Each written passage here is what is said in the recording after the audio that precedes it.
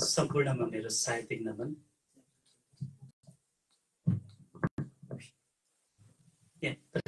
प्रेरणा दिएर मलाई यो साहित्य क्षेत्रमा डोर्याउनु हुने गण्डकी पुत्र यतापट्टि केशव बैरागी माइल, यहाँहरूको प्रेरणा मिलेको थिएन भने सायद म त्यही हुन्थेँ होला, हिजो जान्थेँ। र प्रयास गरेको छु, यहाँहरूले पक्कै पनि यी मेरा शब्दहरूलाई निहाल्नु हुनेछ। मेरो कविताको शीर्षक छ न्याउरी मुसाहरू। यो मैले पहिलो पटक होइन, तेस्रो पटक सुनाएको कविता हो।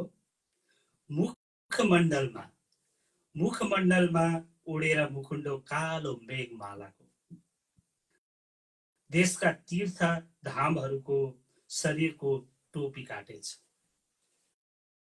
शरीरको दौरा सुरुवाल काटेछ।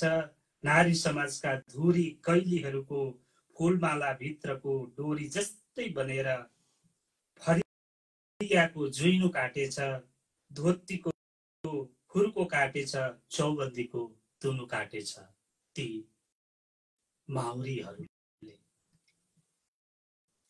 लौरो जस्तै कुर्कुचामा उडान भरेर गाउँका काँसीबाहरूको डोको नाम्लो थुन्से सबै काटेछ।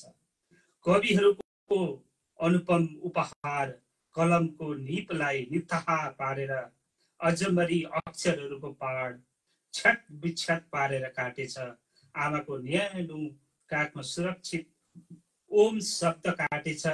सुईको नोक जस्तै थुतुनुको साम्राज्यले हिमाल जस्तै गहिरो, आकाश जस्तै फराकिलो, सागर जस्तै पवित्र मानव सभ्यतामाथि हृदय भेदी बनेछ उदण्ड न्याउरी मुसाहरू।